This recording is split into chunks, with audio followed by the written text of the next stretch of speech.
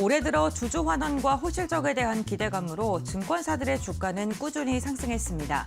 하지만 지난해 4분기 실적은 엇갈릴 것으로 보이는데요. 전문가들은 해외 브로커리지 확대, 금리 하락의 영향 등으로 증권 업종의 비중 확대를 권하면서도 이익 체력이 강한 증권사를 선별할 필요가 있다고 조언하고 있습니다. 국민연금 또한 올해 들어 금융 증권주의 비중을 공격적으로 늘리고 있는 가운데 증권주의 옥석 가리기가 중요해진 듯합니다. 그럼 증권주의 앞으로의 방향성 지금부터 알아보시죠.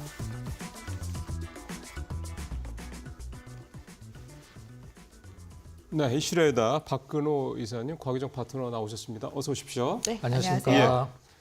오늘 첫 번째 이슈가 증권주입니다. 증권사 관련된 말씀을 좀 오늘 준비를 해오셨는데 요즘에 그 지난번 실적 얘기 관련 나오는 거를 좀 보면은 시장 컨센서스는 되게 좋게 나오더라고요. 그렇죠. 그리고 실적도 좋아지고 있고요. 네. 그 올해 이제 3월달에 증권주들의 최대 이슈가 좀 하나 있거든요. 3월에요? 네, 그 부분은 조금 이따 설명을 그러시죠. 드리도록 하겠습니다. 네. 자, 일단 증권사들의 최근에 이제 분위기를 한번 좀 살펴보도록 하겠습니다. 이제 앞서도 좀 잠깐 브리핑이 됐듯이 이제 브로커리지 한마디로 이제 수수료가 강한 증권사들이 24년도 기준 실적이 23년도 대비해서 굉장히 좀 잘 나왔죠. 예. 23년도는 아무래도 좀 부동산 PF나 해외 자산과 관련돼서 이제 증권사들의 손실이 굉장히 커서 충당금을 쌓느라고 23년도 실적은 마이너스를 기록한 회사들이 굉장히 좀 많았는데요. 네.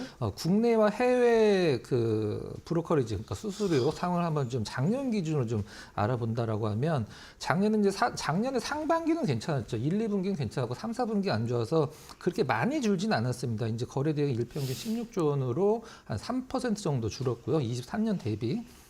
해외 쪽이 이번에 우리나라의 증권사들을 좀 먹여 살렸다라고 표현을 할 수도 있을 것 같은데, 그렇죠. 예. 4분기 일평균 이제 하루 거래 대금이 215억 달러로 전년 23년도 대비해서 170%나 증가를 했다. 그러면은 해외 브로커리지가 증권사들의 어떤 수익성이 좋구나, 그런 그 순위를 한번 좀 살펴보도록 하겠습니다. 네. 1위는 이제 키움증권이 20%의 점유율을 기록을 하고 있고요. 삼성증권이 15%를 2위, 그리고 약간 좀 의외라고 생각할 수도 있는데 토스증권이 거의 삼성증권과 차이가 없는 14% 정도를 차지를 하고 있습니다. MZ세대들의 어떤 영향이 좀 컸다라고 좀 보여지네요. 토스증권이 정말 엄청나게 빠르게 성장을 하고 있네요. 네, 그러면은 이제 그 이미지를 잠깐 보면서 네. 그냥 알기 쉽게 올해 작년이죠. 작년 기준으로 증권사들이 얼마나 실적이 좋아졌는지 좀 주요 증권사 기준으로 한번 좀 알아보도록 하겠습니다. 네. 준비된 화면 조금 이따 보도록 하고요. 그 올해 제가 이제 증권사들이 가장 큰 이슈가 있었다라고 드리고 싶은 게 뭐냐면 대체 거래소가 생깁니다. 대체 거래소. 3월에 네, 그렇죠. 그래서 이제 네. 24시간 가까이 거래되고 한다는 네, 그거구나. 그렇죠. 24시간 거래가 아니라 12시간. 그러니까 12시간 거래. 미국처럼 애프터마켓이랑 프리마켓이 생기는 거죠. 네. 그렇게 해서 이제 생기는데 둘 다 사용할 수는 없고 하나만 이제 사용을 해야 됩니다. 한번 거래를 할 때는. 그러면은 근데 이제 내가 선택한 증권사가 그동안에는 거래소가 하나밖에 없으니까 한국거래소랑 했는데 네네. 그러면 이제 내가 내 증권사에서 그 거래소를 다른 걸 선택을 하는 거죠. 어. 네, 그러니까 기존에는 우리가 한국 거래소 이제 KRX라고 불렀었는데 그러니까요. 신규 거래소는 이제 ATS라고 부르는데 이름이 이제 넥스트 트레이드를 이제 합성을 한 느낌인데 넥스트 트레이드라고 일단 뭐 수수료도 좀 싸고 일단 뭐 거래 관련돼서도 우리가 이제 호가 관련돼서 중간 호가를 적용을 시킨다고 그래요. 그래서 거래소에는 없는, 만약에 100원 단위로 거래가 되면 1,100원이잖아요. 네. 그러면 뭐 1,050원을 제공을 해준다든가 이런 식으로 더 그래서 세밀하게 거래를 할 수 네, 있게 네. 서비스를 해준다. 그렇죠. 그래서 이러한 것들이 이제 거래 대금, 거래량을 증가를 시키면 이제 브로커리지도 당연히 늘어나는 그렇죠. 거니까 네. 이 증권사들 올해 한번 좀 살펴볼 필요성이 있어서 새로 한번 좀 다뤄봤습니다. 그러면 대부분의 증권사들이 두 군데 이 거래소를 다 할 수 있게 그렇죠. 하겠군요. 당연히. 네. 예. 그래서 이제 거래량이 또 증가를 할 수가 있다. 그래서 이제 증권사들의 이 브로커리지 피가 더 늘어날 수 있으니 수익이 좋아질 거다. 만약에 여기다 이제 우리 시장만 좀 올해 확실하게 반등해준다 그러면 완전히 너무 날개를 좋죠. 네. 다는 격이 될 수도 있겠다 볼 수가 있겠습니다. 자, 증권주들 뭐 여러분들 이렇게 다 아시는 종목들이 뭐 대부분이긴 하겠습니다만 그래도 한번 쫙 라인업을 한번 좀 보겠습니다. 곤배 랭커.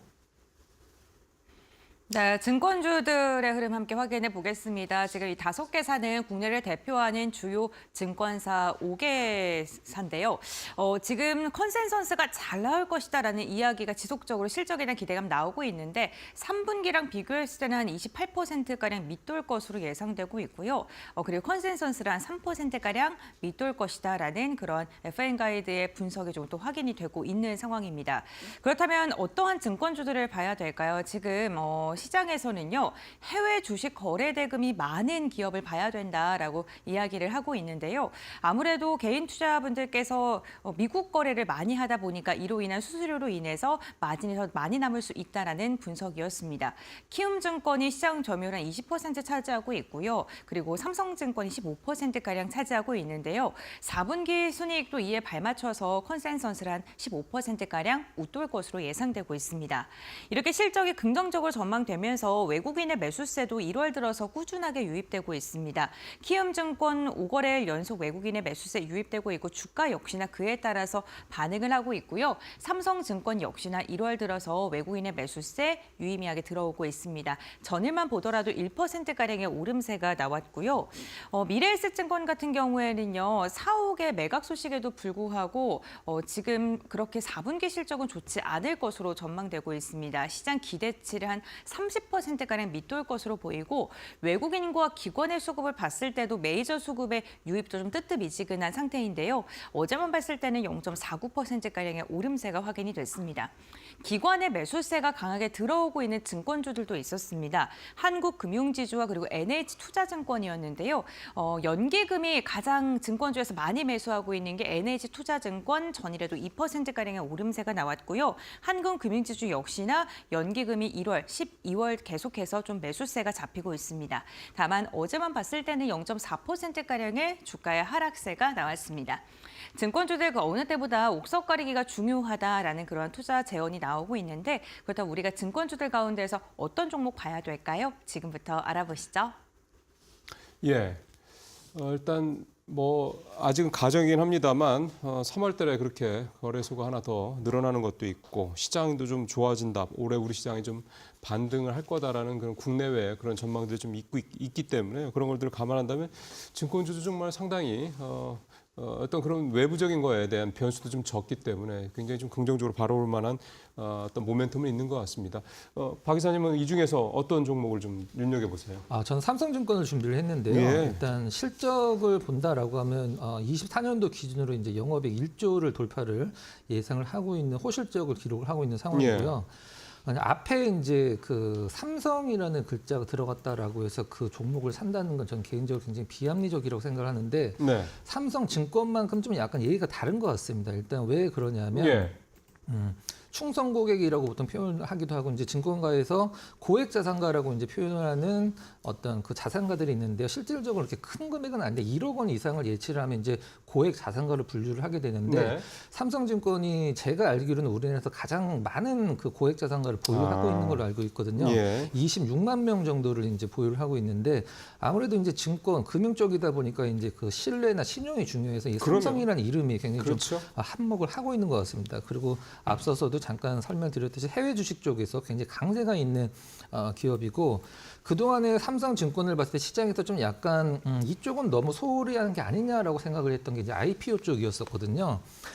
실질적으로 삼성증권이 마지막으로 IPO를 한 게 22년도에 소카가 마지막입니다. 그래서 이 시장에서 이제 삼성증권이 올해 조금 더 이제 퍼포먼스를 내겠다라고 발표를 했는데 올해 상반기에 이제 굵직굵직한 종목이 세 기업 정도 시장에 이제 등장을 하게 되는데 SGI 서울 보증보험 거의 뭐 2, 3조 원대를 예상을 그렇죠. 하고 있고요. 큰 데죠. 그렇죠. DN솔루션 예전에 두단 공작기기 한 2조 원 내외, 그다음에 롯데글로벌 로지스는 한 1조 원 내외를 예상을 하고 있는데 이 세 기업을 모두 이 삼성증권이 IPO를 주관사로 선정이 됐거든요. 그래서 이 부분에서도 좀 예년과는 좀 다른 흐름을 좀 보여주고 있다라고 말씀을 드릴 수 있고 그동안에 증권가의 가장 큰 리스크라고 얘기를 했던 이제 부동산 PF, 맞아요. 해외 자산에 대한 손실 네. 이런 것들로 인해서 삼성증권이 이제 이런 것들에 굉장히 보수적으로 이제 접근을 하는 증권사로 유명한데 그쪽과 관련돼서는 다른 타 증권사 대비해서 리스크가 상당히 좀 적다. 익스포저가 적다는 그렇죠. 얘기구나. 네. 예. 정확한 표현이시고요. 이 부분도 이제 뭐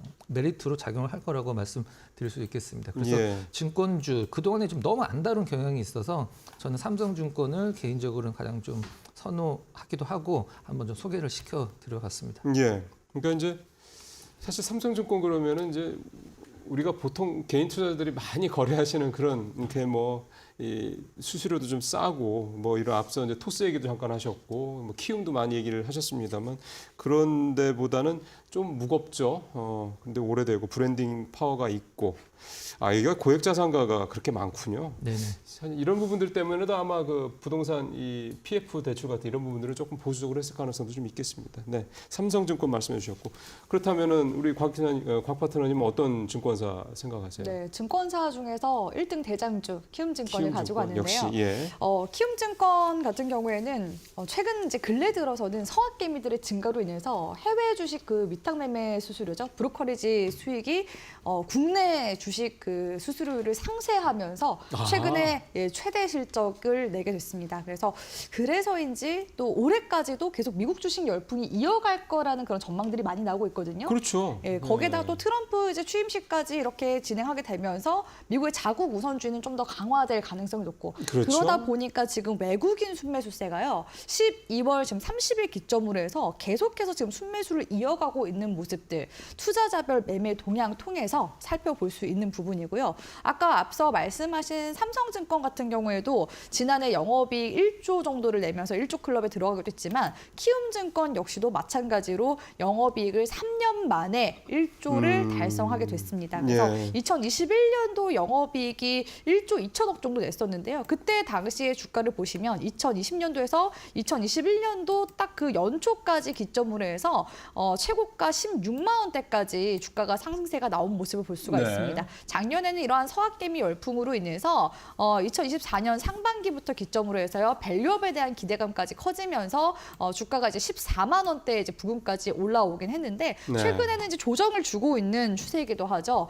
지금 키움증권 같은 경우에는 여전히 그 해외 주식 분야에서 점유율을 높게 가져가고 있긴 하지만 앞서 말씀하신 토스증권 쪽에서도 지금 해외 주식 쪽의 시장 그러니까요. 점유율을 늘려나가고 있는 중이라서 거의 지금 키움증권과 토스증권 쪽에서 이 해외 주식 쪽 점유율이 거의 엎치락뒤치락하는 그런 상황이라고 볼 수 있거든요. 그렇기 때문에 지금 토스증권 같은 경우에도 미국의 현지 법인을 설립을 해서 이 브로커 딜러 라이선스 확보를 준비 중이라고 하는데 키움증권 역시도 빠르면은 이제 미국 법인 설립 후 이 브로커 딜러 라이선스를 획득을 할 전망이라고 합니다. 네. 이게 왜 중요하냐면요. 이 라이선스를 가지게 되면 직접적으로 해외 주식 중개가 가능하게 되고요. 현지 브로커 증권사를 거치지 않기 때문에 증권사 수수료 절감에 용이하다고 볼 수가 있습니다. 사실 지난해 네, 이러한 네. 키움증권의 실적이 가능할 수 있었던 게 국내 수수료 같은 경우에는 이제 0.04% 정도 된다면 해외 주식 수수료율 같은 경우에는 0.24%에서 0.30%. 그러니까